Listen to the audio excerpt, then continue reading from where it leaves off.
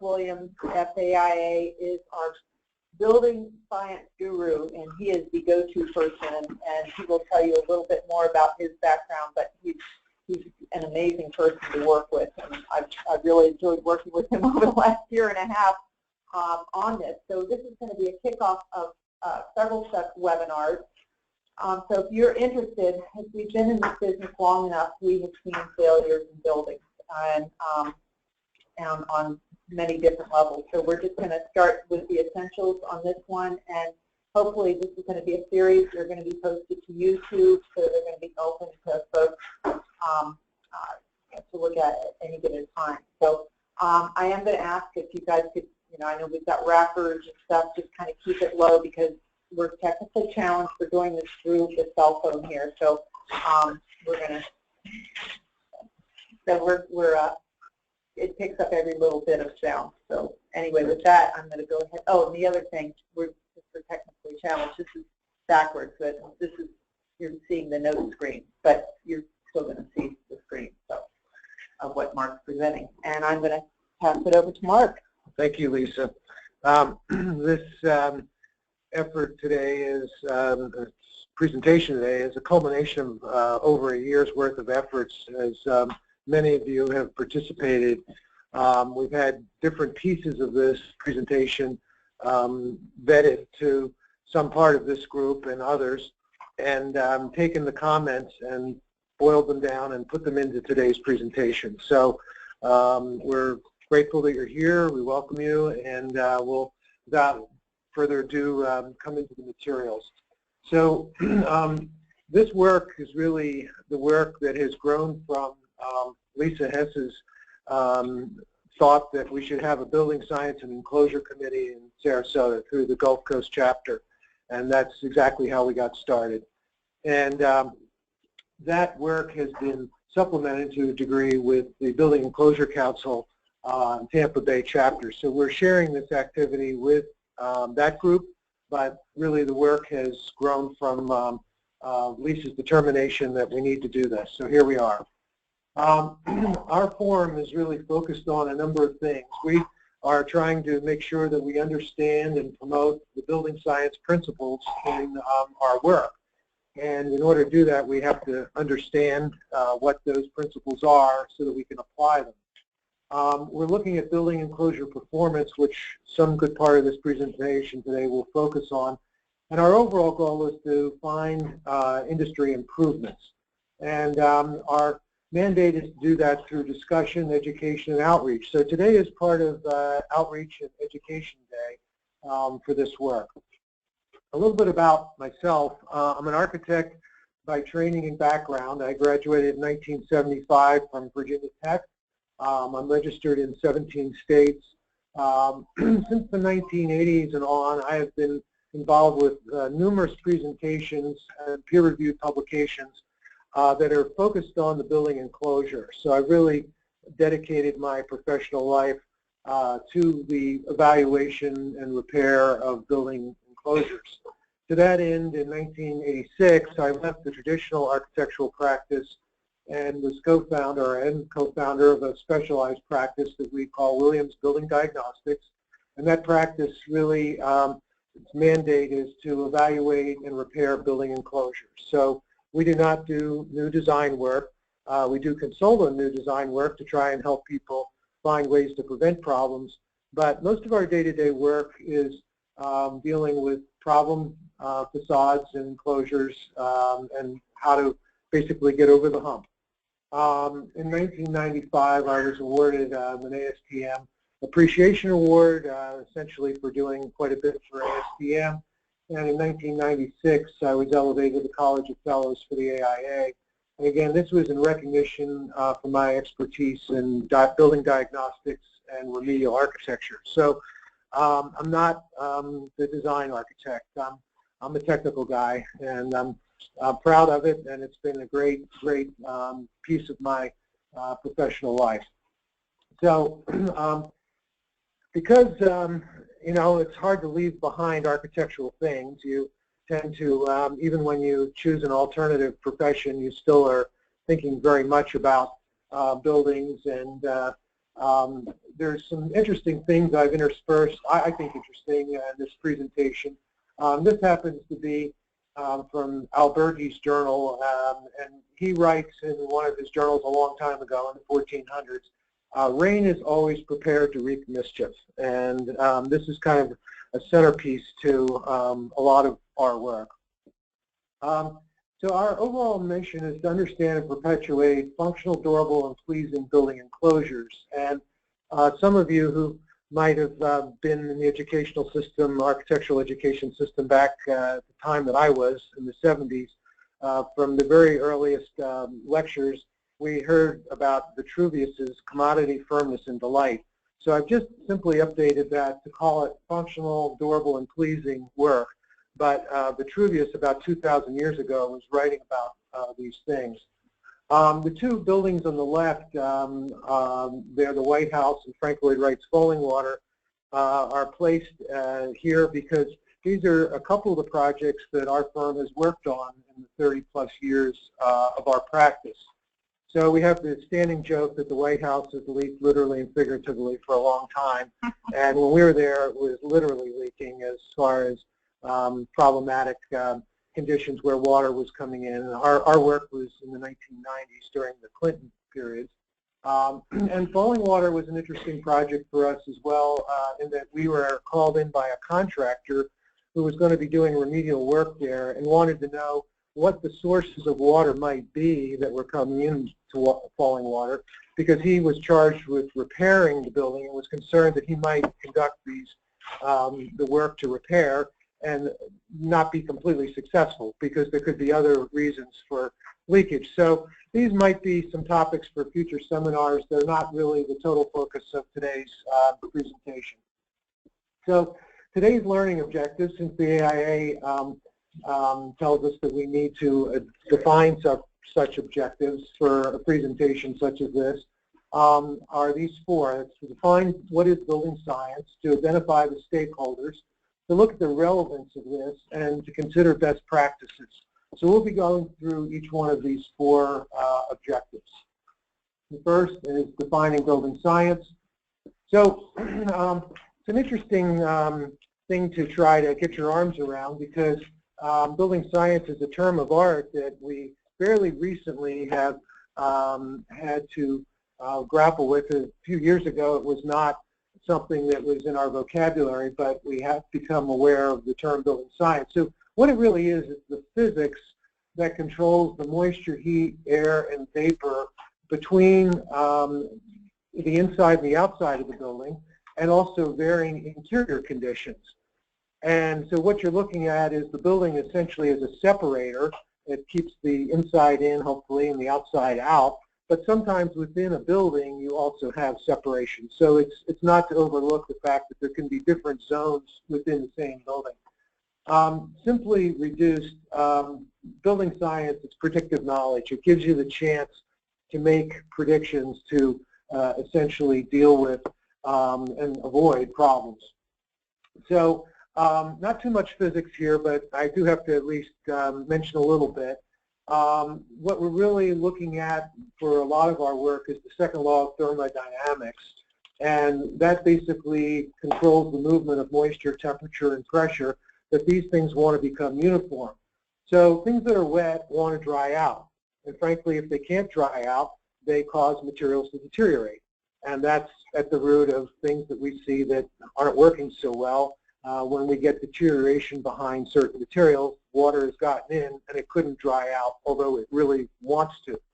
Things that are hot want to cool off, and things that are in high pressure basically want to go to low pressure, and that's for air and vapor pressure. There's another bit of predictive knowledge that came to us through a gentleman in Canada, Mr. Garden, in the 1960s, and he wrote about this, and it was really it seems at a certain point that it's kind of elementary, but the reality is that it really controls a lot of what we do and what we should be thinking about. And that is, if you have a leak, you essentially have moisture. Well, that's kind of obvious. And you have an opening, something that the moisture might go through, and then you have a force to put the moisture through the opening. And when you have those combination of things, you have a leak. The really interesting point is that if you eliminate just one of those factors, you essentially can stop the leak. So it's kind of obvious, if you eliminate the moisture, you're not going to have a leak. But maybe it's a little less obvious if you basically can deal with the force, and I'll show you in a minute what those forces look like. If you can eliminate the force, you can also stop the leak. And this is essentially where a lot of the thinking is rooted today in rain screen walls. Because what you're doing in a rain screen, you'll see more of this in a further section, you're eliminating the force by essentially making a cavity to neutralize the force. Well, there's different kinds of forces that we look at. One, we have kinetic energy, which is largely a result of wind-driven rain. Gravity is the most common one, where water basically comes in through an opening in the upper right-hand corner there, photograph or image number 2. And so when there's basically a space, gravity is a force that causes the water to drop down. There's also surface tension and capillary suction. Capillaries are like small pores, and they basically are avenues for water to move. And you can have basically air movement and vapor diffusion, and we'll be covering each of these in a little more detail with some examples of what they mean. Air movement can be in the form of infiltration and exfiltration. And so as basically there are openings in most buildings, air can move in or out, and as it moves in or out, the air can carry with it moisture.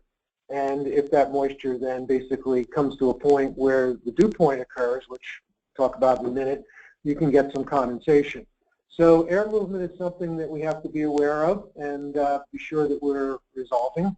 And then also vapor diffusion. Vapor diffusion is seems to have a little less impact in the health and welfare of a building as far as moisture is concerned, because it takes an awful lot of water vapor diffusing to cause a problem, where when you compare that to air movement essentially can carry a lot of moisture with the air.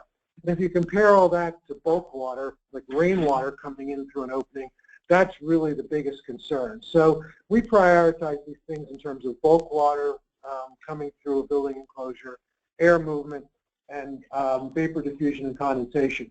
This simple diagram is just showing two different scenarios. This would be a northern condition that's illustrated here, essentially one without a vapor retarder, and you see in the upper part of the image where condensation occurs, where those two lines intersect, and in the lower condition where a vapor retarder has been put on the inside of the wall, again this being a northern climate, that will satisfy the problem.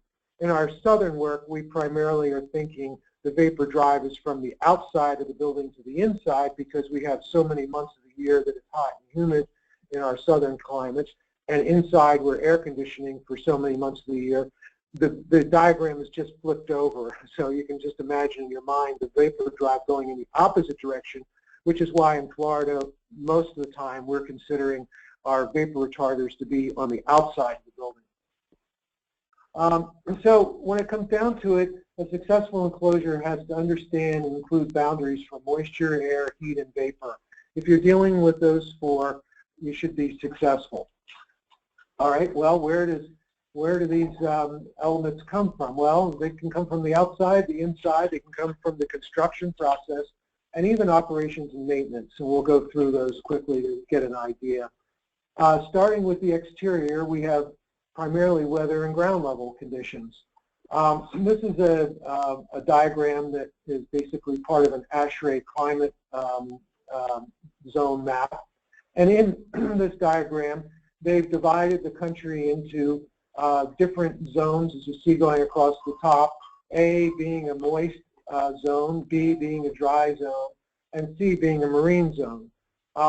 Within then those different zones, you will have different climates depending on the temperature and the amount of rainfall that occurs.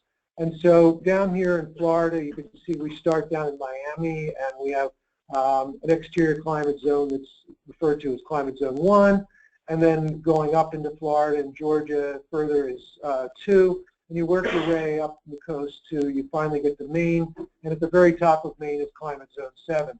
So I'm going to show you some projects today that's going to take us from Miami to Maine, and we'll be thinking about the exterior climate zones as well as the interior climate zone for these different projects. We, of course, are familiar with basic wind speeds, and there's parts of the country that have much greater wind conditions than others. And if we look at the annual total precipitation, we can see that there's clearly areas of the country of that which we're very familiar, being here in Florida, that get a lot of rain. And very interestingly, there's something that's called the driving rain index. And there's a gentleman in the 1980s, his name was Clayford Grimm, and he basically prepared this work to say that if you basically look at the effects of rain plus wind, you can come up with another way of seeing the zone that you're, the threat of the zone that you're building in, okay? And you can see Florida is largely in zone 5, and it goes from there. When we look at a building and its project-specific conditions, we not only have to look at what kind of weather and what's the climate zone we're in, but we have to look at the issues of groundwater. And groundwater can be come to us really from a couple sources. One is from the rain, which saturates the ground, and 2 is just from groundwater. And so we have to be aware of the impact of groundwater as well as the weather on our particular building for a project-specific condition. So just as we talked about exterior climate zones, we have to think about interior climate zones. And interior climate zones are largely driven by your use group, and then it's also what's the HVAC that you're using, what's the temperature, relative humidity, air pressure differentials, all those things that make up the interior. Because what we want to think about is the balance, or maybe not, between the exterior climate zone and the interior climate zone to see what conditions that might impose on our building. So we have to understand the interior zones. Well, to kind of simplify it, we've largely said, you know, on the projects that we work on for interior climate zones, we can kind of group them into 3 very basic groups. Essentially, garages, storage, warehouses are one group. And in those groups, the temperature conditions may be either moderated or uncontrolled. We don't obviously heat many of, or air condition many of our storage buildings. And we basically have air and vapor pressure that's uncontrolled, and typically the relative humidity is uncontrolled. So that's one climate zone that we have that's basically the interior that we have to think about. A second zone you can kind of group together are residential buildings, office, and schools. In those, we basically have the temperature control, we have the air and vapor pressure moderated, and the RH moderated. If you move into institutional buildings, which would include things like hospitals and museums, and I put in here pools, meaning natatoriums, you basically would find that in those buildings, you really have to control the temperature, the air, the vapor pressure, and the RH. So those are your most controlled interiors. HVAC could well be many hours of lecture in and of itself, so I'm really simplifying this to simply HVAC either removes or adds moisture, heat, and air, and you have to be aware of what the HVAC is doing, not only to the interior conditions, but also sometimes you can unintentionally create a pressure condition inside your building to be drawing outside air in, which is undesirable, and that's a seminar for another day. It's something to be aware of and consider. It's a whole topic in and of itself. Moisture can also come from construction, and we build with wet materials, and there are in-process events. Buildings, unfortunately, take a while to get built, and as we experience here primarily in the summer months of Florida, it's very likely you will experience rain on a daily basis. And meanwhile, the building is not closed in, and it can take on water, which can have some pretty significant impacts on your overall enclosure. We'll go through a few of those. During construction, it's thought, just on a simple house, they got this out of the textbook, 1,000 square foot residence, which is obviously a small house, gives up somewhere between 1.2 and 5 gallons per day of water during the first year after construction. So you think about, you know, 1 gallon to 5 gallons of water is basically coming out of the wet materials. You basically are starting in a position where the building is done, but your interior has more moisture in it that you might, more than you might want, and that's a load, that's an interior load that has to be satisfied. Rain happens, and I'll be showing you some examples of that. Construction is one of those messy processes, and it just doesn't happen fast enough to allow you to plop the building down and make sure that it's in the condition that ultimately it's going to be in when it has to perform. And then HVAC happens later, and we basically get some very good benefits from HVAC in the cooling cycle because we also dehumidify.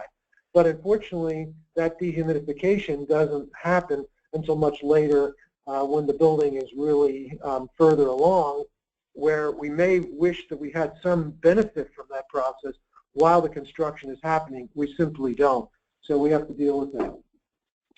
Here's a photograph that kind of tickles me because it's just a project we were involved in up in Virginia, a resort, and the contractor, a very well-known, recognized high-end general contractor, was taking great precautions to cover up the gypsum wallboard because he was there getting ready to be installed, but because the building enclosure wasn't entirely tight, water came in and migrated across the floor underneath his tented gypsum wallboard.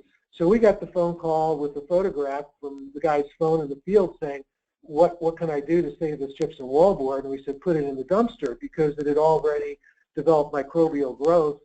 And so this is a case where people were trying to be careful, but unfortunately water got the better of the situation, and it basically it caused a problem.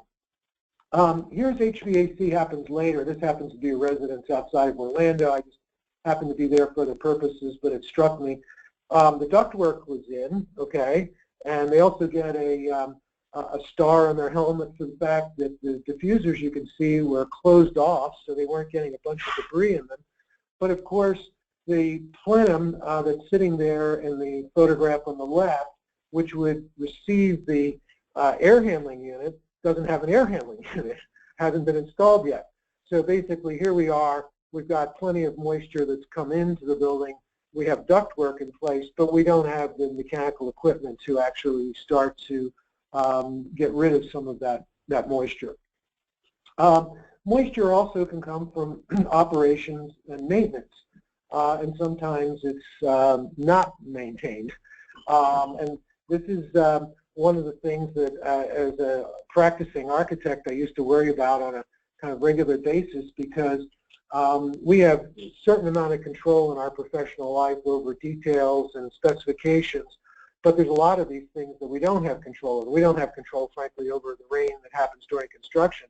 But even beyond that, we don't have control over what happens when the building is passed on to the users. And there's basically a lot of variations that can happen that can cause a building to do some funny things.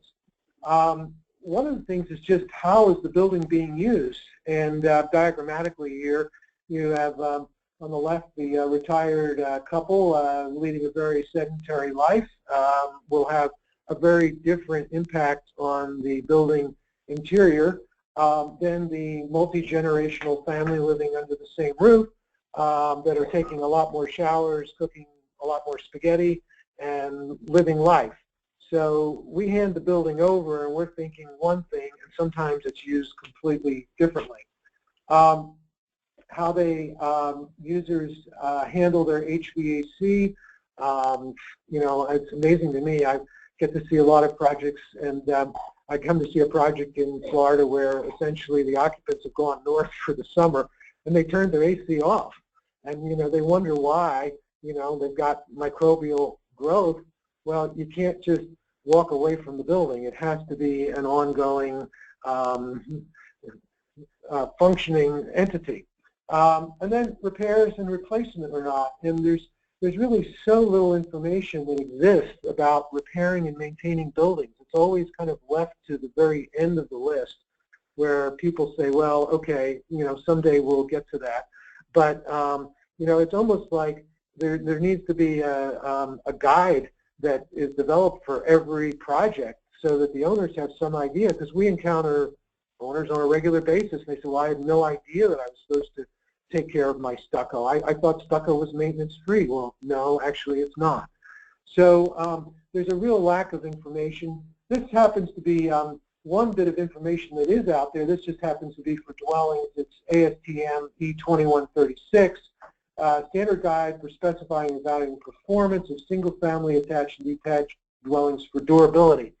And they do, in fact, have in this document a page that basically talks about when materials might be worn out. What's their anticipated service life? Of course, there's these very broad ranges, like they talk about walls that are basically difficult to renew, which is an exterior wall. You don't renew them like you do an interior wall as far as painting and the like.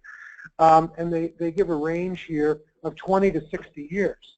Well, that's a pretty large range, and but it's also saying in one point that you might have an exterior wall that at the end of 20 years, it's the end of its service life. Most of our clients don't think about that. They think they built a wall and it should last as long as the mortgage or beyond.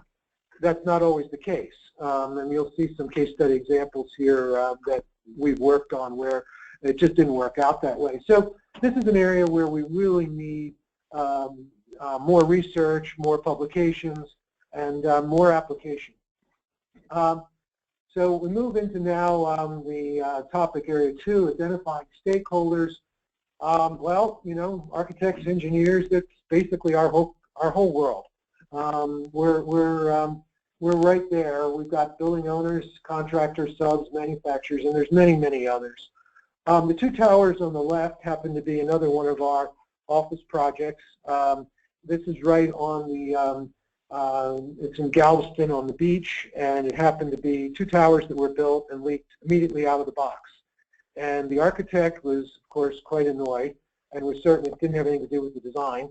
We were brought in to look at it to try and figure out what was to be done. The architect said his solution was to strip the exterior off of both towers completely and start again, which is, as you can imagine, this is over $100 million worth of original construction.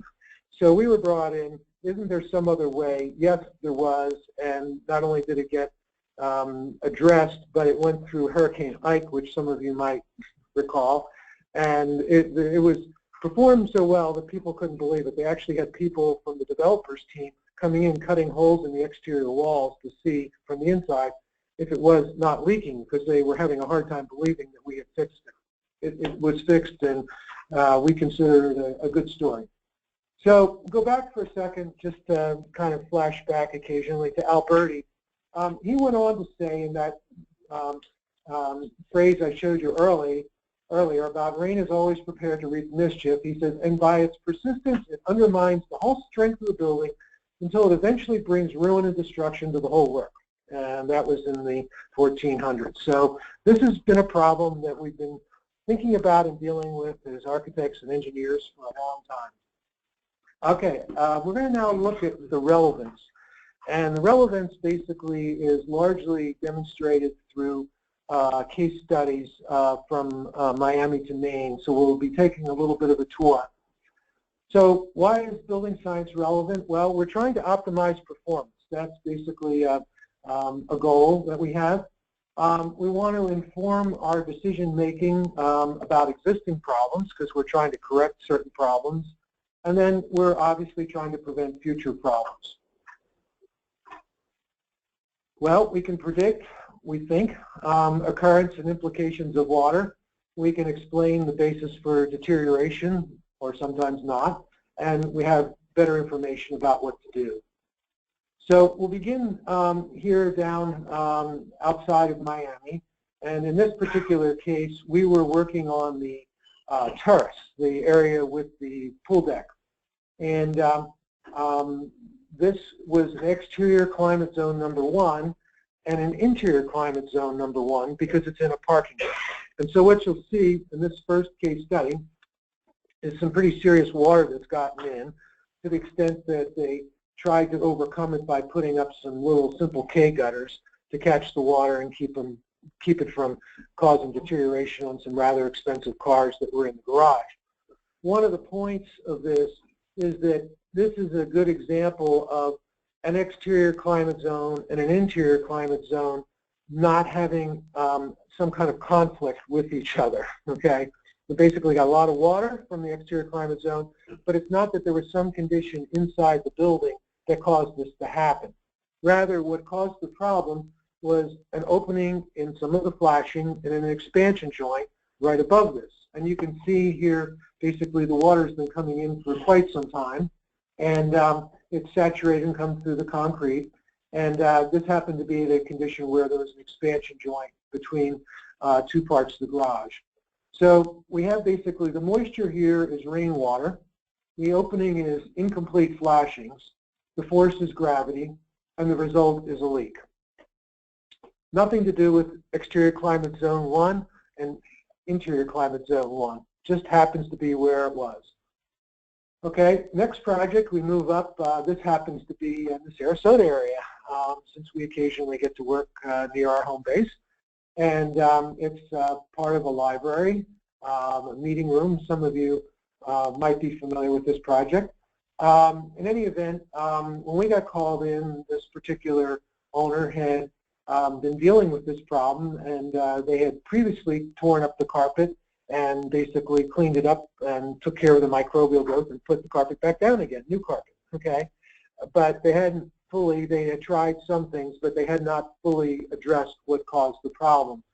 So we came in and we took up some selective squares, and with some various moisture meters, we were able to make some predictions about where the moisture was and the like. And so we said, well, you know, what's going to happen here is basically we're going to have to take up the entire floor carpeting to see what's going on underneath. So in this case, again, we were, the exterior climate zone is #2, and the interior climate zone is #2, because this is a municipal building. So we have a little bit of a vapor drive going on between the conditions. When the carpet squares came up, we basically found this pattern, which was essentially moisture. This is moisture that's been coming up for quite some time, and it followed a pattern of cracks. And so we had cracking of the concrete slab. This is a slab on grade, and so the moisture from below the slab was basically coming up into the space. So our moisture here is groundwater. The opening is basically concrete cracks and pores. The force is there's a differential pressure between the interior space. So in this case, having an interior air-conditioned space and a very wet area. In fact, it's probably unfair to say this is exterior climate zone 2, because what we're doing is we're over top of some very saturated grade conditions. So very interesting project. It speaks to the fact that one has to be thoughtful about water coming up from below, not just from the sides and the top. This is a project in St. Pete, a recent project for us that we worked on. This was taken, just to kind of give you a context of time, it was last fall. And this is exterior climate zone 2, and the interior climate zone is 1, not because ultimately it will be interior climate zone 2, but while it was under construction, it was basically an interior climate zone of 1 because it was not conditioned space. And what we saw when we first came to the building was a lot of staining on the concrete block. And it's fascinating because sometimes we work with people who are seemingly very knowledgeable, and they'll say things like, well, it's concrete blocks, so water shouldn't come through it. And we're like, really? No, actually concrete block is very porous. And through this particular project, we did some third-party testing with a third-party laboratory where we constructed a chamber, or they constructed a chamber. We just helped to oversee it and direct it. And there was water put on the outside of the concrete block that was unfinished, and on the inside there was a test chamber to have a negative pressure. And basically, within 30 seconds of turning the spray rack on and starting the pressure, we had water coming through the block and the joints. I mean, it's like that. So the discussion here was, well, is this basically coming from the top? Because as you saw here in this previous slide, we didn't have a roof on the building yet, so that's a pretty large area that you can collect water, of course. But the contractor, realizing that the building wasn't going to be done instantly, had taken reasonable precautions and had put essentially a membrane waterproofing at several of the intermediate floors, so that the water that was coming in at the top wouldn't necessarily come all the way down. Now, you know, much to an architect's concern, because of the construction schedule, they had already started, when we were involved, or just about this time, to hang drywall. So, you know, what are the chances of being successful in that? It's pretty tough. You just don't start hanging drywall that has a water-sensitive property to it while the building is still taking on water.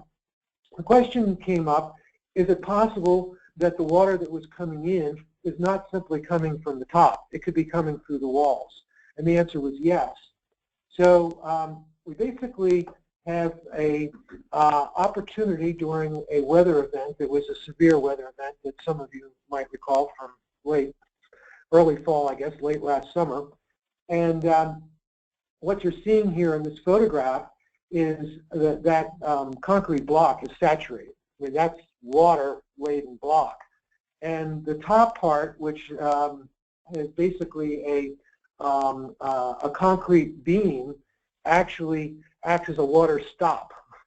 And so water that is coming from the floor above is not immediately transferring to the next floor, because that concrete beam, which is continuous around the edge, acts as a water stop. And so you can see in the photograph there, the concrete is generally dry at the top. You can also see, if I go back to this, the evidence where the water is coming comes around that beam. It comes down to that edge of the slab, and it's actually trying to weep out, okay? But very, very interesting, very instructional on concrete block letting water in, and all this water that you're seeing on the floor is essentially water that's come through the block. Now, it was hard for people to believe us when we said that came through the block, even though, you know, it did. So when we ran our test, and it was a 2-hour test that was done, we had basically water coming across the floor, just like you see in that photograph, from the water that was placed only on the block. So if your mindset is that you're building with block and the CMU should keep the water out during construction, it will to an extent, but not to an extent that if you have a severe weather event that it's actually going to protect the building interior. It's still very porous, the block. So the moisture here is rainwater. The opening are the CMU capillaries. The force is wind, kinetic energy, and gravity, and in it comes. This is a project in exterior climate zone 2, interior climate zone 2. These are some like garden apartments. This is in the Orlando area. From the outside, looks like a really good, happy exterior wall. But for the fact that you see in that photograph on the right-hand side some scaffolding in the background, which is generally the telltale sign. Oh, it's on the right-hand side, yeah, of the image. Yeah, in the background. Yeah. So in any event, when you pull up to a job site and you see the scaffolding, you generally have an idea there's more to the story than what you're seeing on the side where you park your car.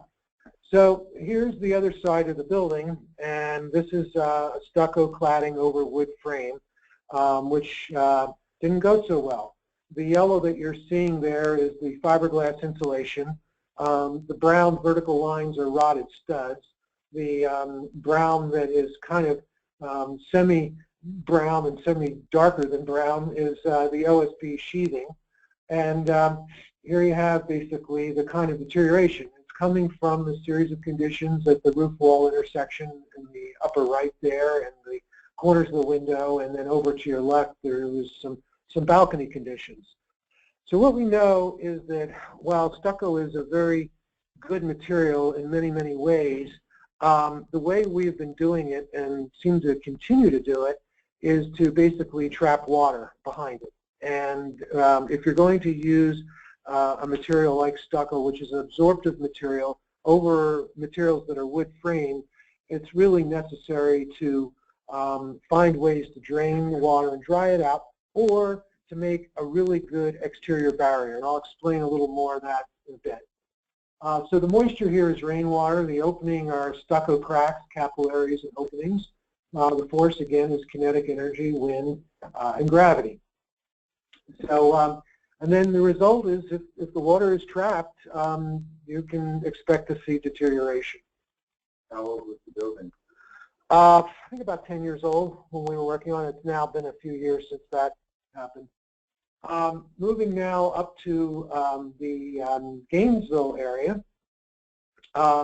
This is a very interesting one. This is a one of those hotels that we've probably all stayed in. And in this particular case, we were really fascinated by the fact that the problem, when we were first called about it, it was described to us as something that no one had seen before, which is what we always enjoy. There's always room for a new one. And they said that it was really odd because the problem that they were having was not at the exterior wall, but the interior walls, okay? So we said, okay, let's take a look. So one of the first things we saw was that it was standard kind of construction, and I'm standing in the one guest room, and on the other side of that wall that you're seeing in the background with the red dashed lines and the blue arrow is basically another guest room. So that's an interior wall, not an exterior wall.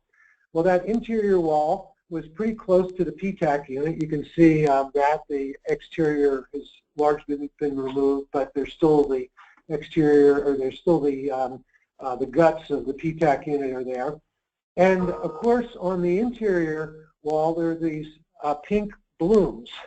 And for many of you who know and see problems with moisture in Florida, the pink blooms are generally an indication of microbial growth.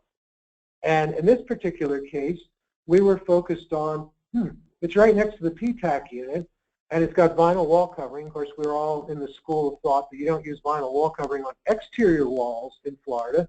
But if someone were to ask you, could I use vinyl wall covering on my interior wall, we would probably all say, sure, that's not going to be a problem. Well, we'll see here why that can be a problem under some circumstances.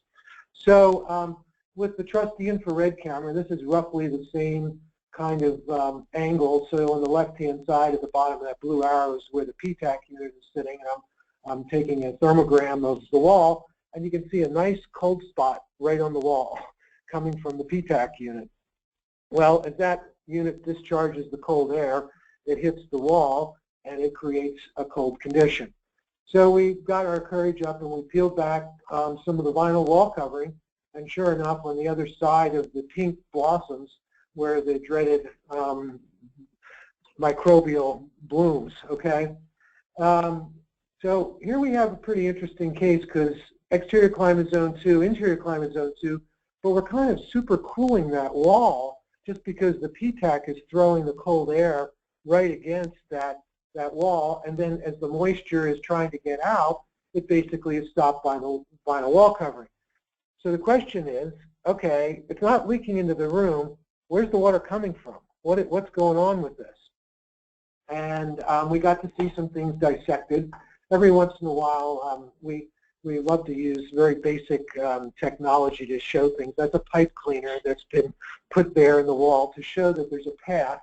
And what you see is the exterior wall in the upper part of the photograph, and then the interior partition there that separates the two rooms. And then, very, very interesting, again, as an architect, who would have really been focused on this, there's that acoustical channel, that horizontal channel that's at the bottom, which, of course, there's a number of them going up the wall. So what that acoustical channel did was it caused a little space to occur because the drywall essentially is floating off the face of the studs. Sounds like a great acoustical idea, but from the point of view of managing water vapor, not a very good idea. And I'll show you a little more detail what it means.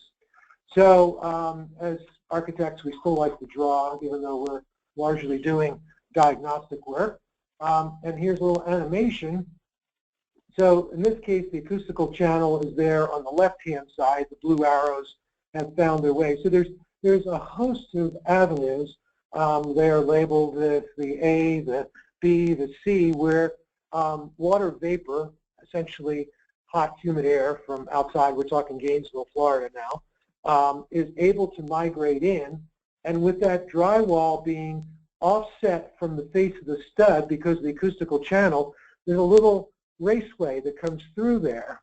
And that raceway essentially allows the warm, moist air to come from the outside to the wall that separates the two units. So essentially, an interior wall in this case has become an exterior wall as far as air movement is concerned.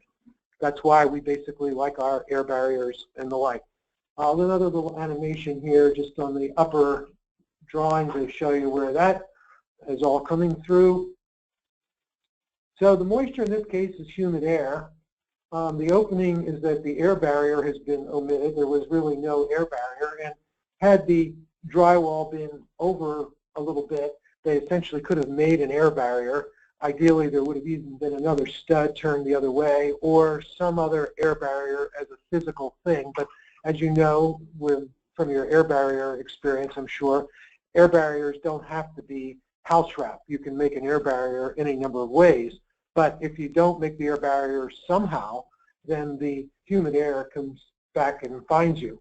The force here is a pressure differential because we have warm, humid air coming in. We have a nice, cool PTAC unit putting out cold air, hits the vinyl. The water vapor that's behind the vinyl wants to try and come out. It can't. It's stopped. It basically grows those beautiful pink blossoms. And the result in this case is condensation. A question for that, because I see that condition almost twice a month.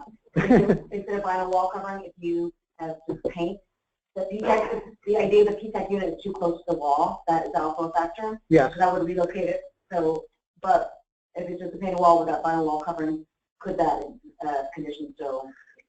Interesting. Repeat the question. Yeah. Okay. The question is, one, if the PTAC was relocated, would that help? And yes, it would. Okay. But I think the heart of your question was, if there wasn't vinyl wall covering, would that make a difference?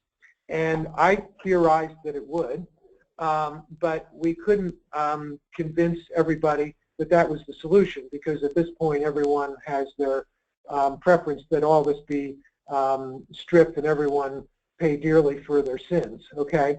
So interestingly, there was a period of time when we worked on this, so when we were called back to work on it some more, several years, we basically implemented a repair on this building where we didn't have vinyl wall covering, and we also made some changes to close off those passageways, some very simple changes, okay, because there are ways to do it without being obsessive. When the building got into essentially the next litigation mode, they decided to strip everything from the inside. Interestingly, when they got to our mock-up wall, which the team hadn't realized we had mocked up, we had no further problem with our mock-up. So basically, we demonstrated that by leaving the paint off and by basically doing some fairly simple things, you could overcome it. Unfortunately, for all the parties involved, that wasn't the solution that the owner implemented. So it became a very expensive repair because they were convinced through another consulting firm that it all had to be torn off. I mean, we see projects where I'm convinced we have a reasonable, simple repair, and one that we worked on over in the Jacksonville area, a high-rise building with brick. They took the brick off the entire building. I mean, so a lot of these things get out of hand.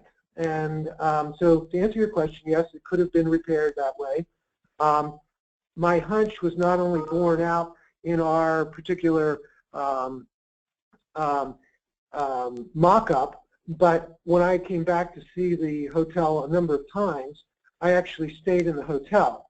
and I brought my moisture meters with me because I was somewhat controlled as to what I could go and see while I was there, but they couldn't control me in my own room at night, okay, so to speak.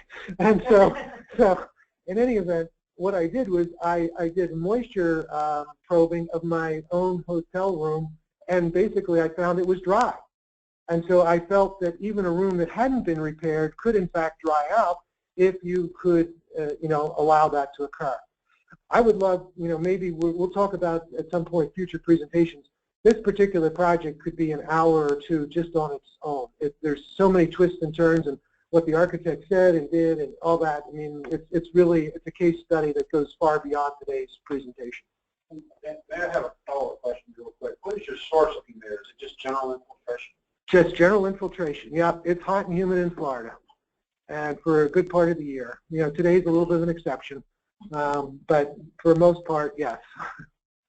And it doesn't take as much as you might think to cause a problem. It really it can happen because it happens every day. So it doesn't take a lot of moisture, but a lot of moisture or a minimal amount of moisture continuously can be a problem. Next project, this is one in the Charleston area that we worked on. It happens to be a hospital, or it is a hospital. So this one is exterior climate zone 3, interior climate zone 3. And hospitals really have a strong dislike for anything that looks microbial. I mean, these are premier facilities for sick people. And so when they discover that there's a little bit of microbial growth, it's very upsetting. And I understand why. So in this particular case, steel stud construction, it was a synthetic stucco. You could see here, or you can see here, in the fiberglass insulation, the dark color, which is moisture related. So we know there's been a lot of moisture in that wall when it's stripped off. And you can also see some corrosion in the studs. I'm not as worried, frankly, about the corrosion in the studs. They can handle some amount of that. But to see these areas of dark staining, moisture-related staining, is of concern. So in this case, the moisture is rainwater and humid air because we had air passages. We had faulty barriers. Our force is gravity and pressure differentials, and the result is a leak. I was asked in one of our sort of preview sessions as we've been going through this over the last year to try and include some, well, what did you do to fix it? So there's a couple of those sprinkled in here, but again, this could be a presentation in and of itself. In this case, regrettably, the whole building had to be stripped. We try our best not to have that happen, but sometimes it does. And so it was stripped, and basically we implemented a full rain screen approach. So you're seeing the layers here in the upper left-hand corner where you have the WRB, and then that white material is a drainage mat. These are becoming more popular. There's a number of manufacturers that have them. We basically had a barrier that was back there, the CCW 705, not to mention product names, but it's kind of obvious there, was our underlying air and water barrier. Then we had the drainage mat on top, and then we had a bond breaker so that when the stucco went on, essentially you see the lath on the right-hand side of that blow up, so the stucco matrix would not get back into the drainage mat because you don't want to plug up the drainage cavity with stucco. And of course, there's flashings and related pieces. It's a project up in Long Island. We've actually worked in every state but Alaska, and it's been a great 30 years. I've really enjoyed it. It's been a completely different type of professional exposure than I would have had if I'd stayed in traditional practice. This particular building was manufactured stone veneer, and for the first and the second floor, as you can see in the overall shot, and then the top was a cement board siding. Okay, and the first call that we got said, we took down some drapes in an apartment, and they sent me this photograph, and they said, we saw this, what do you think? I said, well, I think you have a problem. So we were engaged to look at it. In this case, we're exterior climate zone 4, interior climate zone 2, it's residential. And so we delved into it. We did a bunch of diagnostics and infrared and all that.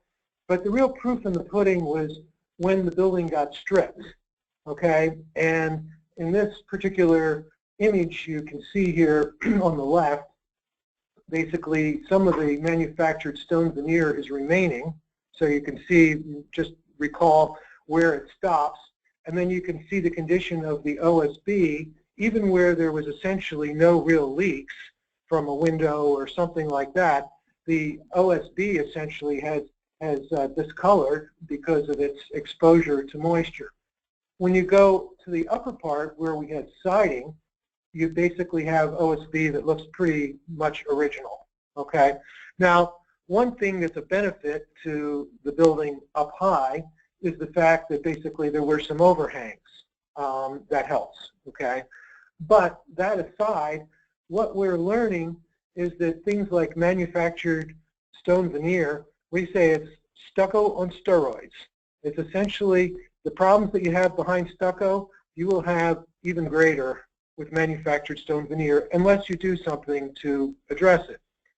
So, and I'm going to show you some testing that we've done that's laboratory, because we became quite fascinated with, well, what could be the problem with manufactured stone veneer? It looks so innocent. Well, it's very thick stucco. And then, of course, you see on the right-hand side of that image how there's been water coming in from the corners of the windows and the like.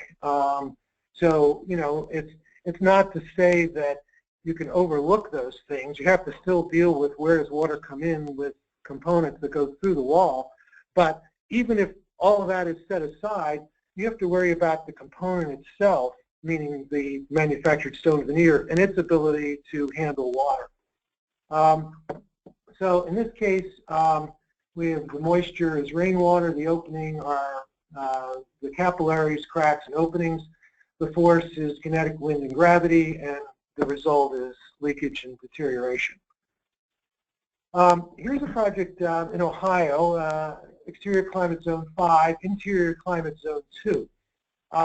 This looks from the entrance side of the house like a one-story house. It's not. It actually is, the other side of the house has a walkout, a lower level.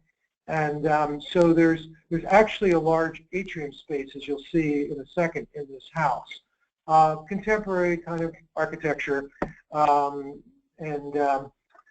So what we found, this is a cross-section through the house, and the reason we were called in on this project was because they had to replace the roof because the roof sheathing had rotted out, and they thought there were some problems with the exterior wall as well. And then within a few years, there was a callback. They said, how can our new roof be leaking so soon? I mean, it's like, doesn't make sense to us. Well, upon arrival and talking to the owners, we found that actually they had this hot tub inside the house, which, you know, I get it, you know, Ohio, you wouldn't have it outside. So the hot tub, of course, generates a lot of moisture, and that moisture rises up because you have what's called a stack effect. And the stack effect essentially causes water to rise in the form of vapor inside the dwelling. And where does it come up to? Well, it comes up to the underside of the ceiling and the roof.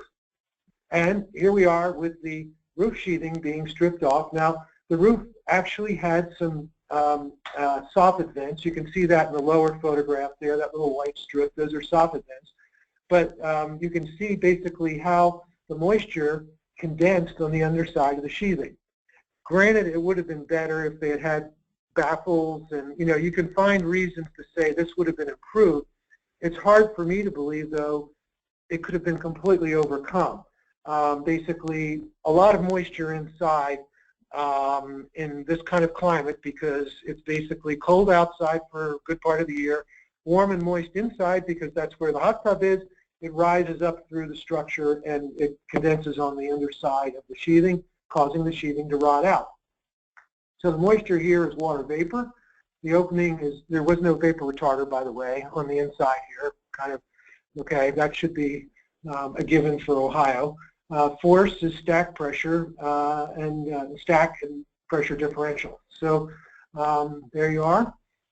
So the same dwelling, we happen to run into some very interesting situation in the exterior wall. not as dramatic certainly as the conditions on the underside of the roof, but still very interesting to consider. So this basically illustrates air movement on the left and vapor diffusion on the right. And that's why if you think about earlier what I was saying about how we worry about generally bulk water the most and then air and then diffusion, well, diffusion can be a real problem, as you just saw, if you have lots of water that's ongoing in terms of water vapor. But air movement is basically a bigger threat, and it has to be considered. What happened here is for the insulation that's on the left-hand image, you can see how the dark moisture stain occurred on the fiberglass insulation. You can see how that line, that dark line, coincides with the line in the sheathing. Okay, you see the space in the sheathing. So what's happening here is there's air moving through that wall. That sheathing doesn't really function completely as an air barrier. And the dew point is being met right there at the outside face of the fiberglass insulation. And it condenses on the fiberglass. And of course, there's some particulate, some dirt that's in the air that comes in, and it basically is there on the fiberglass. If you look at the image on the right, they happen to install, for whatever reason, part of the interior with the vapor retarder to the outside. Well, in this case, it was less about the vapor retarder, and it was more about that a vapor retarder can also act as an air barrier. And so you don't see any of that streaking on the insulation on the right because the craft facing actually acted as the air barrier to prevent the kind of condensation from that which is on the left. Because if you do the dew point calculations, which I can tell you we did at the time, you would basically find that condensation could occur at that outer face of the wall of the fiberglass. So we knew that could happen. But if you can stop the movement of air, that's even more important than having the vapor retarder in the right place, because they had it reversed here in this case. So the moisture here is water vapor, gaps in the sheathing or the openings, air movement, and condensation. Well, we finally get to exterior climate zone 6. And this is in Maine, obviously a coastal area. That lobster boat that's stranded there has nothing to do with building science. It broke off its mooring, and at high tide it drifted over and basically got stuck there when the tide went out. And so that's just a distraction, but it's to let you know that this is basically right on the water in Maine. So we're dealing with a different climate zone. And the interior climate zone, and this one's going to be climate zone 1, because what we're looking at is the crawl space. And crawl spaces in Maine, I say, are the equivalent to attics in Florida. And I'm sure you've all dealt with attic in Florida issues where some air gets in through the attic vent and you get some condensation up in the attic, not, uncommon. Well, in Maine, just flip it over, we've got the same kind of thing going on. So basically, this isn't a crawl space. That's why it's interior climate zone 1. And what's going on here is condensation that's occurring, and it's condensing on the fiberglass batt insulation that separates the crawl space from the living space, to the point that that moisture is hanging down and making those stalactites that you're seeing. It's the weight of the moisture that's causing that fiberglass insulation to drop down. The beam that's there in the background is, that's not fire damage. That's basically microbial growth from water on the wood. And when you take a closer look, here the wood has been saturated to the point. The fiber saturation of the wood is such that the load of the house is basically coming down around the plate on the lolly column, because the wood basically can't stand that constant moisture. It's basically crushing, okay? So here's another view, and look at the condensation on the lolly column, okay? So what we have here, the moisture is basically water vapor from the outside, okay? It's that Maine coastal environment. The opening is crawl space vents because, we just like the soffit vents in Florida, in Maine we've got the crawl space vents, because the theory is you let the air into the crawl space to help things kind of dry out. Well, unfortunately, it's not a one-way vent that just helps things dry out. It also basically brings in moist air from the outside, and if the conditions are right, which they are in a crawl space in Maine, you're going to get this condensation. And, look at the crushing of the wood around the lolly column. So, you know, the force is pressure differential and wind, and ultimately we end up with condensation. Okay. Our next section, which is the final section, is to consider best practices. And so we're going to go a little bit about best practices now. And there's a number of things to consider, but the 3 Ds, as they're called, are to deflect when it's possible, then to drain, and to dry the remaining water. And so there's real value in the 3 Ds. That's not to say, and you'll see in a few minutes, there's a way to be successful without necessarily applying the 3 Ds, but the 3 Ds come basically to mind. And if you look at it in terms of building on the right-hand side of this diagram, well, if you start at the top, I guess, you want to drain the roof, okay? And then you want to drain the materials, you want to drain the components, in this case meaning the window. You want to drain the window opening so that you basically do as much as you can. You want to drain the site. You want to drain as much as you can. You want to get the water away from the building enclosure. And you can carry that down below grade. And some amount of water, even if you have, you know, rainwater conductors and gutters and the like, some amount is going to get into the soil and it's going to come down. And so you have to drain that which is below the grade, which we don't have much of in Florida as far as basements. But, you know, they do exist, and you got to drain the water down and get it away. Even if you have a slab on grade, you want to get the water away from your slab on grade. So if we look at concepts here for different types of walls, we basically have on the upper left what's called a barrier wall. And a barrier wall can take on a couple different forms. And I'll explain that a little further in a minute. On the upper right diagram, you have basically what's called a concealed barrier. And a lot of what is written into our building code language is concealed barriers. They tell you 1 or 2 layers of a WRB, and they specify what the WRB has to be. But what you're going to see here in some of these additional materials that I have is that simply putting in 2 layers of a WRB and making a concealed barrier doesn't necessarily save the day. And it's really tough because we're dealing with codes that are telling you that, but that isn't necessarily going to be the answer. The bottom one in the middle there, that image is a rain screen. And basically in a rain screen, it's taking the concealed barrier and it's basically expanding it. It's making a space behind the cladding so that the water can come down, drain down, and come out. And it does 2 things. It's not only a drainage function, it's also a drying function. And I'm going to show you some examples of why that really is important. So to elaborate just a tad more on the barrier, here in Florida we have basically other types of barriers. We have more than one type of barrier. We have what's sometimes referred to as a mass barrier. A lot of our buildings are CMU with stucco over top. And sometimes the stucco is not painted, in which case the stucco, because it's absorptive, will take on a certain amount of moisture, and what you're counting on is the quality of the block and the mass barrier that's behind it to act as like a shock absorber, take that moisture on, hopefully not too much moisture, and then give it up, so that basically when the rain stops and the spider comes out, basically the backup materials will in fact dry out. So that's your kind of buffer with the barrier.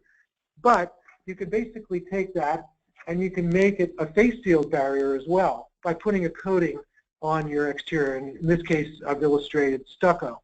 It's really important, and you're going to see a case study here in a minute, to think about that as an option when you're designing. Because by having the face sealed barrier, it helps so much. It really makes a huge difference.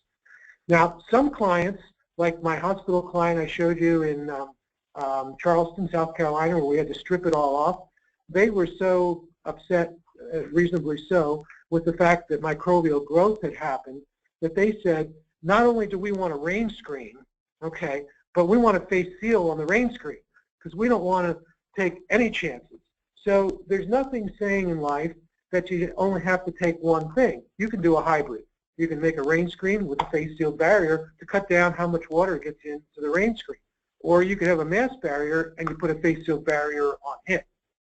There's plenty of room for improvisation or enhancing what you might want to do to fit what the client's needs are. Hybrid designs here, again, the red line just represents that coating layer. And, you know, for years as an architect, I resisted coatings because I said, why? You know, we have to just get it right with that which is underlying. I don't want to rely on coatings. Coatings can do so much to help the exterior enclosure perform that they should not be overlooked.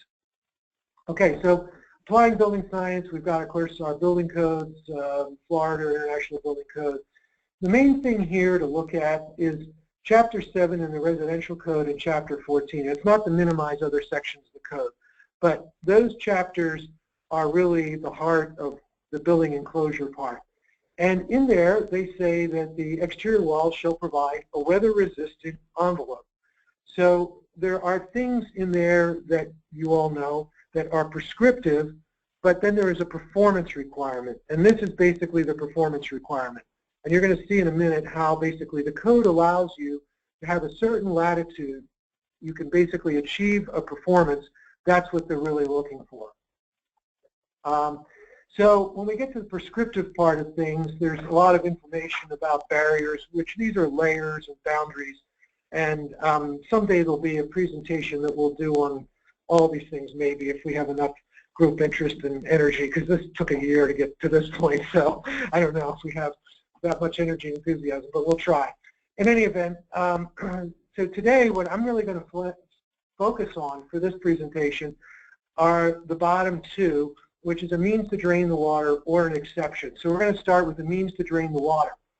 And there's a prescriptive approach in the code that basically, and this, by the way, is the code commentary, which is a very good book to have. Even most people don't realize it, but when you're kind of puzzled about things, take a look at the commentary, because there's some pretty good thoughts in there about what to consider. So this is coming out of the code commentary, and it basically tells you the main text of this section prescribes three basic components of the weather-resistive exterior wall assembly. A water-resistive barrier, so most people think of that as their WRB, that's their house wrap, that's that material. Then you have to have flashings, and then this comes into the code about, I don't know, 15 years ago, I guess, a means to drain the water. And when this first came into the code, I was like, okay, what is that? I don't remember that. And it had a nice little margin note that there was a change. So I happen to have a good friend who's a reasonably good friend, who's a code official in Chicago, and I called him. I said, Steve, I just see this in the code. What is this? And he said, did you read the commentary? And I said, no. He said, read the commentary and call me back. So I got it, opened up, read it, and it says, basically in the commentary, it describes it further. It says that the means to drain the water may be as complicated as a rain screen pressure equalized type wall, or it may be as simple as providing discontinuities of gaps between the various layers. So they're telling you that somehow you have to make a space. Well, one part of me says I can make a space by doing what the code says, which is putting two WRBs in there. And that makes a space. So I said, Steve, if I just put two layers in there, is that acceptable? And he said, if you have deterioration, you didn't meet the code. So what they're really after is meeting the performance requirements of the code. Unfortunately, the code isn't going to tell you everything you need to do. It's going to basically cause you to draw upon your professional judgment and experience to make certain decisions. So, okay, what does that mean?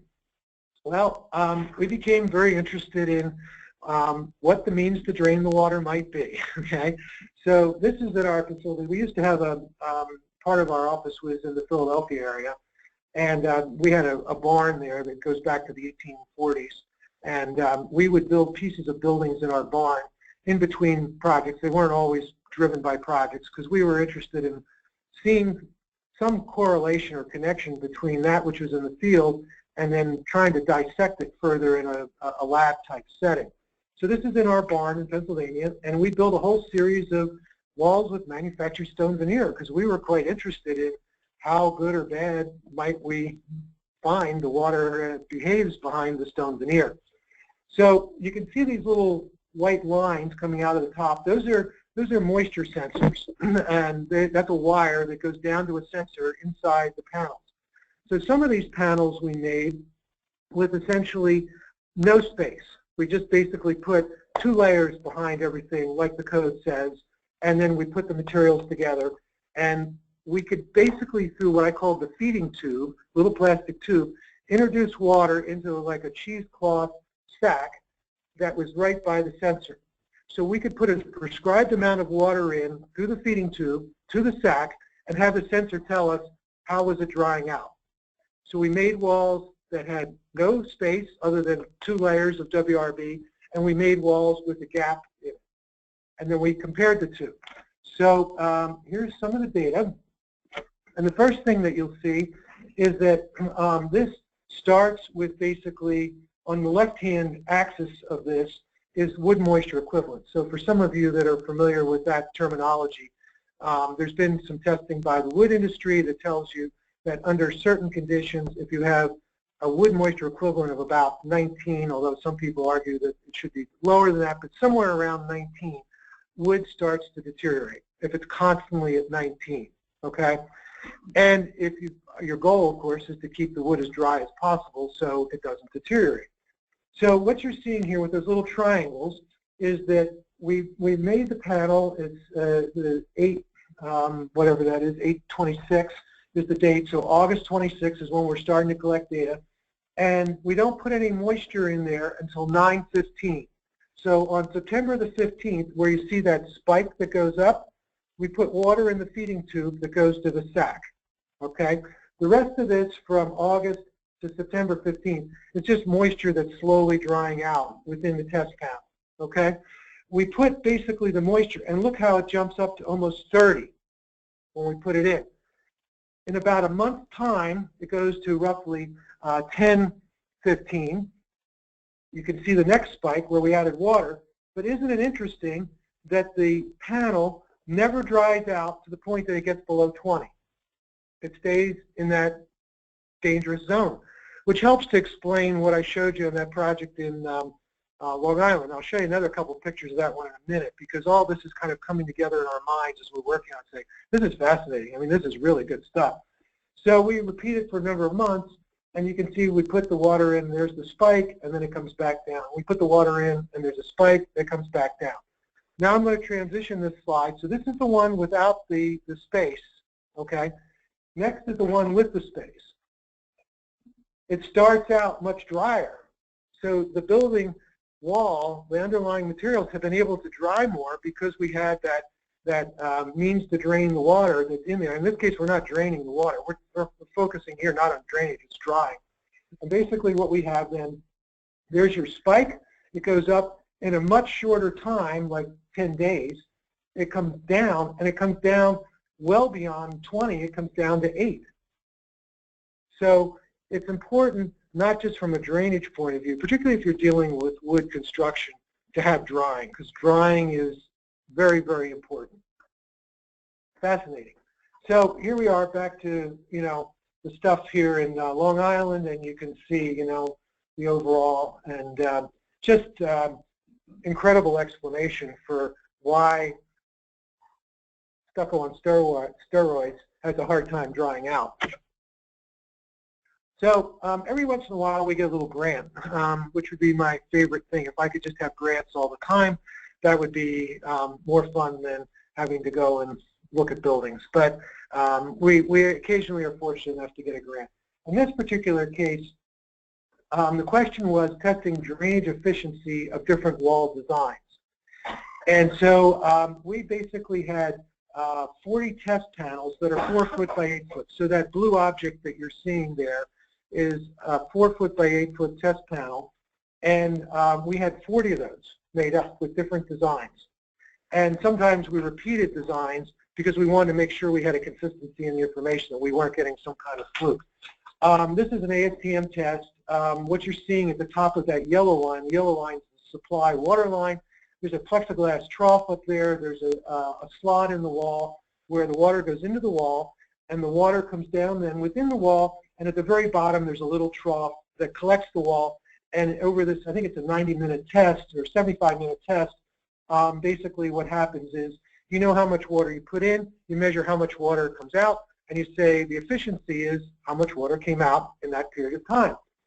We said, interesting test method, but what we'd really like to know is it possible, how quickly, sorry, I've got Siri talking to me here.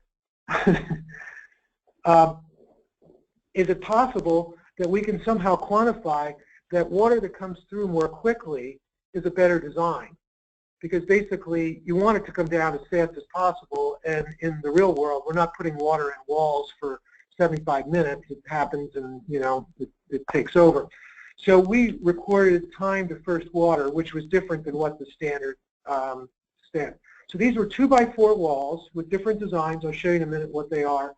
And then the blue board is a rigid insulation board. So every panel was made exactly with the same, because the concern was if we used horizontal siding, whatever, some of the water would get hung up in the little back cove areas of the cladding material, or stucco would absorb water. So we basically had to say, we want to have a uniform thing, and all those white dots are fasteners. So every panel is fastened exactly the same way through the panel. So here are the results. And so column 1 over on the left-hand side are building felts, which we use day in and day out for exterior walls. We tested 2 of those, n equals 2, and the drainage efficiency was 0. So we put all that water in at the top, and 75 minutes later, no water came down to the bottom, 0. We took then on the next column, number 2, and we used the number 15 felts again, but this time we used them with furring strips to make a little space in there, and the drainage efficiency was 87.7%. So by making a little space, we went from 0 to 87. The next one, we said, okay, well maybe house wraps are better than felts because they're polymeric, and it could be that a house wrap basically has kind of a slickness to it, and you can kind of picture all that. And so basically maybe the water will slide down there faster. Well, house wraps were about 9% efficient. Put furring strips with the house wraps, and they became 86% efficient. Making the space makes a difference. Go on, and basically, it's just, there's a paper, it's been peer-reviewed and published. If you're interested, I get you a copy. This next little demo here, let's see if I can do this. What did I do? This actually, oops, it's over here. There you go. This is like a little tabletop method, and this is one of these unique house wraps on the right. There's new products coming to the market that really make a difference. Your traditional house wrap, no names mentioned, on the left-hand side, you see the blue in the trough at the top. Obviously, this is a much smaller benchtop thing than our 4x8s, but at a certain point, you get tired of the 4x8s. I'll play it again for you. I can find the key to it. So these little raised profile things on the house wrap on the right let the water through very quickly. Now, it's not to say that you necessarily get drying, because in order to get drying, there's some pretty good work that's been done up in Canada. They believe that it depends on the water load, and there's a lot of factors that come to play, but you probably need something closer to 1/4 or 3/8 of an inch behind the cladding to get drying. But if you can get drainage, your drying needs are much less. So another test that we did here, again in our barn. This is ASTM 514. Those are manufactured stone veneer panels. This is a double chamber, so we could test 2 panels at once, side by side, with different configurations. In this case, we tested 8 different panels, and some were manufactured stone veneer, some were stucco, and we tested them with and without defects. With defects, what I mean is we actually took a very thin piece of polyethylene when the panels were being made, put it in as a strip. When it was cured, we pulled it out, so essentially we made our own crack. So we could say, okay, we've made a uniform crack in these panels. How does that affect things? We tried here different combinations. Basically, there's a lab evaluations 1 through 5 were all the different designs we did. And you can see some of them had 2 mock-ups, some had 1. We did everything from 1 layer of a 60-minute paper to 2 layers of a 60-minute paper with and without cracks. We did it then, ultimately we did it with burring strips to see what difference that would make. So here, and this is now the other side of that chamber. So the chamber, should say, this is a rather severe test. It's 4 hours of spraying water on these walls. That's a pretty significant test. And we also coated the OSB before the panels were put together with a powder that would be water activated, so we could see more easily where the water was, because you take these things apart from experience, it's like, oh, is that wet or not? Kind of hard to tell. So anyway, these panels were sprayed with a lot of water for 4 hours, and then we dissected them. And so what you're seeing here now is the back, and on the left-hand side, we basically had the cracks on the other side of the panel that's subjected to the water. Here we're taking off the panel, and the dye becomes red in this case. We had a couple different dyes that we turned. So you can see how much water, even with our WRBs in there, has gotten to the face of the sheathing. And that's of great concern. You know, we basically are pushing the limits. You know, that OSB is not going to last. The one on the right basically is a panel that did not have a crack, and even without a crack, water came through. And here's now everything's been removed, and you can see the one with the crack is on the left. A lot more water came through than the one on the right, but still quite a bit of water came through. So to take you to the kind of punchline, here's the panel with basically that had the furring strips. And interestingly, we still had some water that came through, but basically at this point we were also using a black light to try and make the patterns of the water more visible. And so here basically this is showing you with a moisture meter. It came through, there's a blue arrow pointing to the staple. It comes through at the staple, that's the penetration that even with our space allowed some water through. Here we have it with a black light presentation so you can see a little bit, but very much less water. Still some water got through, but this is a pretty severe test. And then you can see the back side of, in this case, the WRB. Some water basically has come through. It's largely at the staple holes. Here we take off the WRB, and there we have basically the back side of the stucco.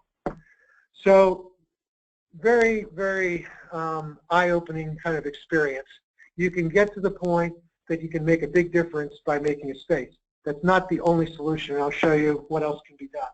But in a moment, before we get to that, we have to take a history break and think about Vitruvius. So Vitruvius lived 2,000 years ago, and in one of his journals, he wrote the following: "But if any wall is constantly damp, then just in back of that wall, a second narrow wall should be constructed, as far apart from the first wall as the project permits. Between the two walls, a channel should be put and placed at a level lower than the plane of the pavement of the room, with weep holes in an open spot." Probably the first cavity wall. All right, 2,000 years ago. And we're still kind of trying to figure out what to do. All right, and Vitruvius is illustrated, and the reason he's putting it down below the floor line is they hadn't figured out flashings at that time, so he's got to basically let the water drop down below the floor line so the water doesn't weep in. Still a good idea. I mean, it's been recommended in Florida construction, if you have slab on grade, you put a depression where your block sits so the water doesn't just come in. We don't do it all that often, but good idea. Okay, another history moment. Here we are with Palladio, okay, in the 1500s. So this is now like what, 1,500 years after Vitruvius, and they're kind of reinventing the wheel, thinking about, you know, it's very commendable in great fabrics to make some cavities in the thickness of the wall from the foundation to the roof, because they give vent to the winds and vapors and cause them to do less damage to the building. So somewhere Vitruvius's thing might have been lost for a while, and then we get to Palladio, and he seems to understand, and then we kind of lose it, and now we're discovering it again in 2017. All right, so there's an exception in the building code, so I've got to take you through this because there are ways that you can do it without necessarily making everything a rain screen, although we like our rain screens. So here's the prescriptive approach that I took you through before. But in a similar area of the building code, they basically have, a performance exception. And in that performance exception, they tell you that you don't have to comply with these other things. It's under this number 2, compliance with the requirements for means of drainage and requirements of section 1405.2 and 1405.3. So that's your flashing section and your WRB section. So you don't have to basically comply with that if you can demonstrate that it's basically through testing that it's not needed. Okay? So how do we get there? Well, they tell you you've got to basically have a 4-foot by 8-foot panel. It's got to be tested for, I think it's 2 hours at 6.24 pounds, and it's ASTM E331, which is basically a lab test that can also be done with a field version. And there you go. So if you can do that, so this leads into face barrier. They can and do work. This is a building in Galveston, okay? And we made a few changes to some of the flashings, not because we thought they absolutely had to be done, but because it was a bit of a political thing, because people are saying they didn't do the flashing right. Okay, okay. But what we did was we made that wall a face sealed barrier. And we did it with a very high-end elastomeric coating. The coating, since I'm not to mention product names, I can only say that the ones that we have been most satisfied with are 100% silicone. There's a couple manufacturers that have them, and basically they really, really do perform well. Unlike certain types of acrylic coatings where you're obligated to recoat in maybe a 5-year, 7-year period, these silicones appear to be lasting much, much longer. And we are very happy to say that we've solved a number of problems with them, and we'll hopefully continue to do that. It's important to get them on at the right thickness, no doubt. And you have to basically have somebody that really wants to get it right. We have a requirement on ours that anything that is an articulation has to be what we call pre-striped, which means you put a couple coats of the coating on first, and you can see that just on the right underneath that balcony, or right next to that balcony edge. So you get 2 coats on there, you get 2 coats on the wall. Essentially, you've got 4 coats over all of those articulations. It turns out all those architectural feature aesthetic joints that we like are really problematic. They tend to let water in, and it has to do with how the stucco meets them, how basically one accessory meets another. We have a very wonderful case study in Clearwater, where basically, or Safety Harbor rather, where basically there's a hospital, everything was pre-coated, double striped, and we had a weather event, and they had no more leaks in the hospital. And we never even got the coating on the rest of the stucco. So it told us that by doing all of the accessories, we can solve most of the problem. That's really at the heart of where, of course, you wouldn't leave a building pre-striped and walk away from it. It would be kind of ugly. Here's some recent work. Stucco-clad houses. There's been a lot of uproar about stucco-clad houses in Florida, and it's taken quite a bit of our professional time. Interestingly, we have now a collection of 58 of these houses that have been stripped. 41 of the houses have had 0 damage. Okay? So how can that be? Well, and they weren't rain screen houses. I mean, it's like they had basically concealed barriers, 2 layers, but it wasn't the advanced rain screen that I'm showing you with the, the extra space. It had cracks in them, but basically the water could come in and got to the WRB, and you can see the staining there underneath this window on the face of the WRB. But when the WRB was examined underneath, essentially the sheathing is fine. Now, what was unique about these houses, and this particular builder is doing, is they coated their houses. So essentially we have a hybrid design. We have a concealed barrier, so they met the code on that kind of prescriptive note, but they then also coated them. And while they didn't use our high-end elastomeric, they used a simpler coating product. That coating product, I'm convinced, has made a big, big difference in how these houses are performing. So, little pie chart here, just we've got 41 of the 58 residences, which amounts to 41,000 square feet of stucco with 0 damage. Yet these houses have all been stripped, because right now there's quite a bit of concern about if you're using stucco, you're probably not going to be successful. That's the idea. No, that's not completely true. Under some circumstances, you won't be successful, but an awful lot of these properties are successful, and they're needlessly being stripped. So here's one that wasn't so successful, and we know that that can exist, and we have, I think, 17 of these types of things that have come up. But when we look at those 17 of the 58 residences, that amounts to 17,000 square feet of stucco. The average sheathing replacement that comes up is essentially less than 10%. So talk about economic waste. We're concerned. Houses are being stripped with zero deterioration. Houses are being stripped with less than 10%. Pretty tough to justify. We have to somehow get our arms around what are we doing in stripping properties. The average, if you take all 58, which turns out to be 60,000 square feet of stucco, it's less than 3% of the surface area of these buildings is having a problem or deterioration of the sheathing. So just about wrap up time. I'm almost on schedule. Our purpose is to understand and perpetuate functional, durable, and pleasing building enclosures. That's what we really want to do.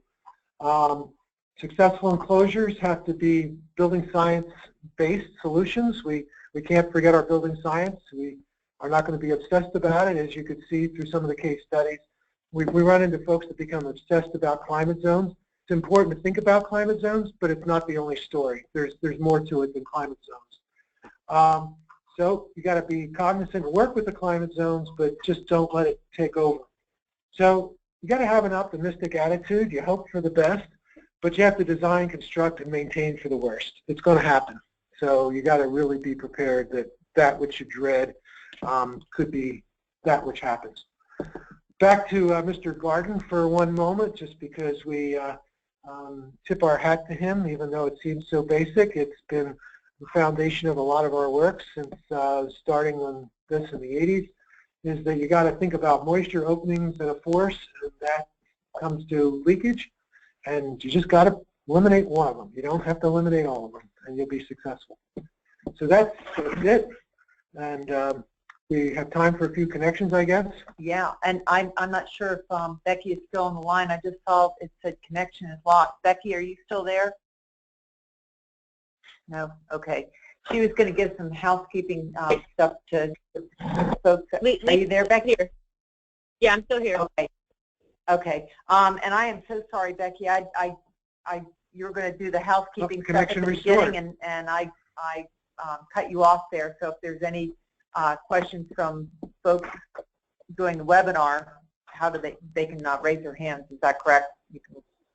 Yeah, sure. I just wanted to let the people know that are doing this through the webinar. There's a virtual hand you can press. That should be in your upper right-hand corner at the bottom. It looks like a little hand. And you actually have a question. I'll get right to you, Carl. And then or you can type in a question. Actually, okay, you took your hand down. Or you can type a question in the question box, and I will read that out to you. So I know you want to take questions from your live audience, but any of the people in the virtual audience, either raise your hand or type your question in the box. Does anybody have some questions here in the live audience? I do. Yeah. First question, on your house in Maine, where you had the moisture underneath, what did you do to the floor, to the ground? There was a slab there with a vapor retarder. Oh, there was, yes. What I think. The house in Maine. Oh, sorry. On elevation? Yeah, well, repeat the question. The question was house in Maine, what was there at the slab level? And there was a concrete slab in those dwellings and there were some areas of the slab that were opened up with a vapor retarder underneath. Well, I mentioned one that has a crawl space under it. And these were crawl spaces. But you had a slab in the crawl space. In the crawl space. Yeah. Yeah. Yeah. And so the idea was that you wouldn't be getting a whole lot of moisture up there through that bottom condition, but you're getting a ton of moisture in through the vents. It's in the environment there. It's ubiquitous. I thought maybe it was just still sand? No, Yeah. no, concrete slab over, I think it was like a 6-row poly. Okay. Yep. Yes. With precast concrete planks, what is the best way for proper drainage? Wow. Okay. Are you using like tilt up? No, for slabs for hotels. Oh. What's your exterior wall? Concrete blocks. And my question is seep holes, because I see so much moisture if they don't do the seep holes properly, or I just want to know what do you. Yeah, I think they don't even do the seep holes, and there's months worth of water retained right on the slab. And yeah, the biggest issue is the water during construction. right. And while I think that the seep holes offer you some benefit, they're not going to completely save the day. And some contractors do not do the seep holes. Correct. So I think the better approach is to put a coating on top of the face of the CMU while it's going up. Get some protection, because not only does it give you protection while it's going up, but it's a secondary barrier for your ultimate wall. So try and minimize everything you can from getting into the wall to begin with and having to be weeped out. Well, that was seep holes, not weak, but just because sometimes the water is changed on the floor. Yes, yes, but if you can minimize how much comes through the block, you're going to take care of a large part of your problem. It's, you know, going to help you out dramatically. Okay. Yeah. The ubiquitous way that builders and architects do residential design with the concrete block and stuff directly. I've heard several different scenarios as to whether or not a vapor barrier is required. Is the stucco and the paint itself act as a vapor barrier, or do you have to put vapor barriers against the concrete and have to do what slab? Right. The question is for construction in Florida. I think that's the world that you're talking about, right? Yeah. Is whether if you have stucco over block, can the stucco act as a vapor barrier, or do you need something in addition to that? And the first thing I would say in terms of nomenclature, I'm largely from Philadelphia, okay? And one of the things that surprised me when I got to Florida is people call a water barrier and an air barrier a vapor barrier. So the first thing is we have to sort out, when you say vapor barrier, are you talking about purely stopping the movement of vapor, or are you talking about also controlling air and water? Yeah, so really we would call that more of like a water barrier. And while you can be successful with stucco directly over block without putting a coating on, it's going to depend on how much rain you get. And a number of years ago, there was the big storm that came through the middle of the state and hit all those houses in Orlando, and there was a major study that was done on all that. And that led into some testing that was done, I think, at the University of Florida in Gainesville. And what they found is actually a very, very thin layer of a cementitious material, like 1/8 of an inch, will in fact stop water from coming through block. That was enough. However, that doesn't take care of what happens when it cracks. And the cracks become more of a problem, I think, in some ways, than the actual cementitious material. So even though the elastomeric coatings aren't a panacea, you basically get some benefit by having elastomeric coating, because I didn't show it today, but we've done testing in our lab facility where we actually took some coatings and then caused the stucco to crack. And some of these coatings have such great elongation properties that you can get a crack in the stucco and it doesn't come immediately through the coatings. So if you want to go to simply putting a cementitious coating over block, that's fine, but you are taking more risks than if you do it other ways, which would give you basically a face seal barrier. But it also increases the construction cost. Absolutely. So the question that I say to clients on that front is, imagine what it's costing for the consultant and the attorneys. And it's not that I'm trying to, you know, talk people out of things, but I can tell you with certainty stucco is going to crack. It's a given. And if what's behind it is block, you're going to have some margin there, but it's like filling up a bucket with water.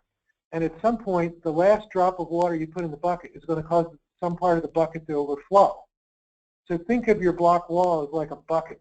It's an accumulator. But at some point, you're going to, if you have a really tough storm, you're going to overcome the capacity of that bucket to hold water. So are you comfortable? Is your client comfortable? Some people say, I don't care about anything but first cost. Okay, then there could be some consequences. Dale, are you painting the stucco? So that's a huge. There's your big barrier. Yeah. Your silicone coating. Or you can use something less than silicone, but then you probably should be telling the clients that they should be planning on redoing that every 5 to 7 years. A lot of people think it's coated once and that's it. It's not the case. Good quality paint. Yes. Good quality paint, 5 to 7 years in Florida. If it's an acrylic or something like that. If you go to the silicones, they're going to last longer. Now, Mark, I have some. Go on. Mark, I was going to say I have some questions and commentary from your online audience. If you're ready for this, I have a comment from Carl. I have a comment from Carl. Being from Maine, we now prefer not to have vents, but have a very good vapor barrier due to the fact that they would only be open during the warm, moist months, creating a worse problem. And then also from Carl, he says that he serves on the Product Liability Committee at NAHB and worked on the issues that culture stone with only one WRB. And then we also have a question from Keith. We have a question from Keith. Not sure if you have any commentary on Carl's comments. Are you seeing many problems with insulated concrete form-based systems? What are the best cladding, ICF? We have not done much with ICF, so I can't tell you from a diagnostic field point of view, you know, the subtleties of that.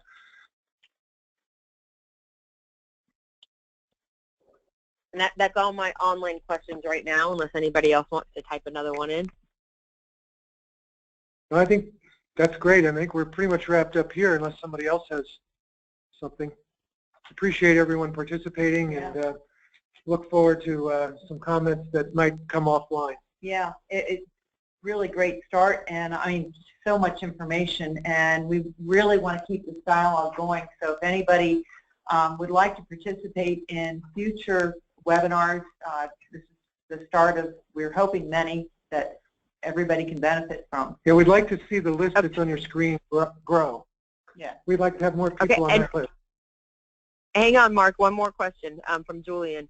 If you wish to put a silicone-based elastometric over stucco, then do you not have to wait some years for the building to dry out? No.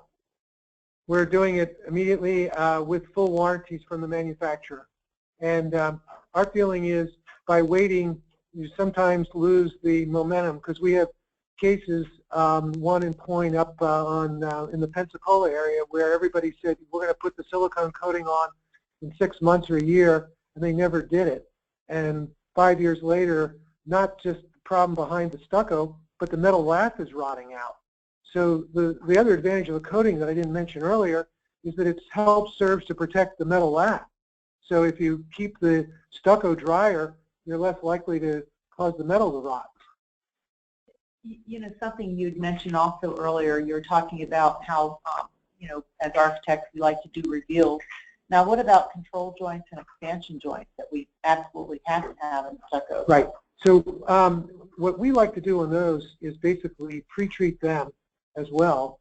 And you can still see that it's there, but you lose a little bit of the definition of it because you get some coating. And also, if there's openings, we use a knife-grade silicone caulking material to get those areas filled up before you coat it. So you do lose a little of the crispness of it, but not that much. And if you stand back a few feet, it looks pretty much the same. All right. Okay, well, All right. any other questions? Anybody else? All right. Good. Well, thank Thank you, you. and thank you, Becky, for Getting us through. yeah. A couple technical clues. Yeah. All right. Okay. Thanks. Thank you. Bye. Bye.